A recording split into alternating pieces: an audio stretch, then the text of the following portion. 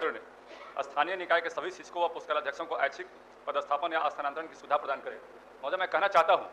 कि नवंबर 2005 के बाद एनडीए की सरकार बनी और उस वक्त पूरे बिहार में ऐसी स्थिति थी,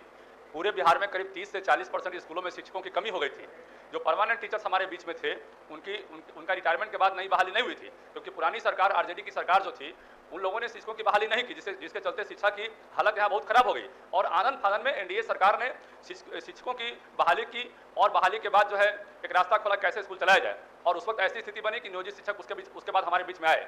और उन लोगों ने हमेशा मांग किया उसके बाद कि हमको परमानेंट किया जाए। चूंकि जल्दीबाजी में ये बहाली की गई थी इसलिए वहाँ परमानेंट व्यवस्था नहीं की गई थी। हमारा ये कहना है कि लंबे समय से उन लोगों की मांग रही है, 15, 16, 17 वर्षों से उन लोगों की मांग रही है कि हमारा जो भी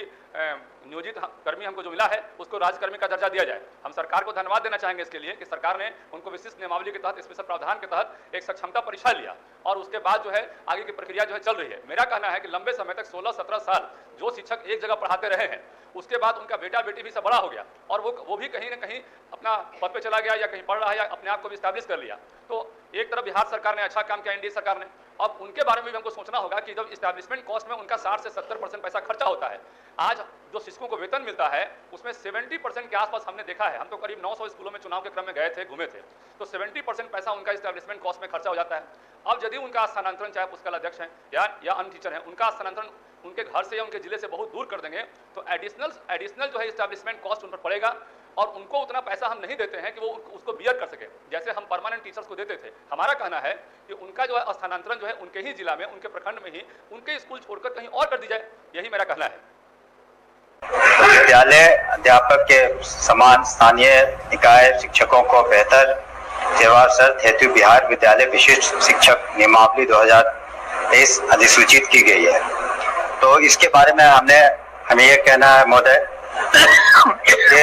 हम लोगों ने एक कमेटी बनाई है, उसमें सीनियर ऑफिसर्स हैं और जो हम लोग इस नीति को बना रहे हैं उसमें थोड़ा वक्त लगेगा,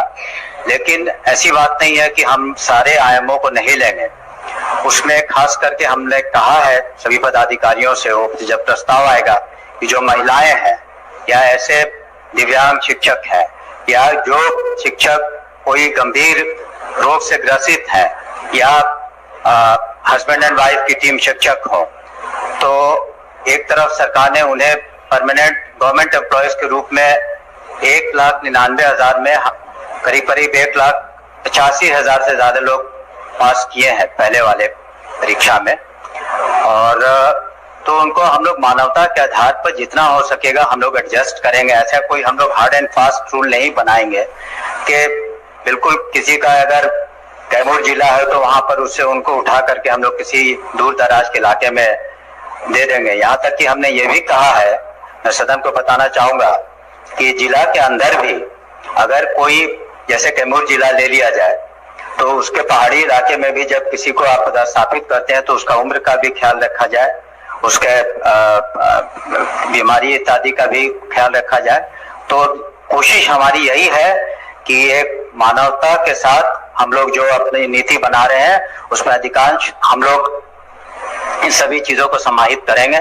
लेकिन कोई भी नीति बनती है तो उसमें ये एक चीज गौर करने की जरूरत होगी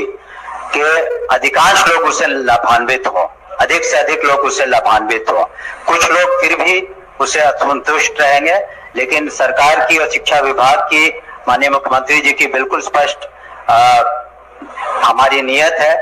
कि अधिक से अधिक हम लोगों ने जिस तरह से सरकारी सेवक होने की सुविधा दी है उसी तरह से उनके स्थानांतरण के संबंध में भी हम लोग उसको जहां तक हो सकेगा उदार करें रखेंगे।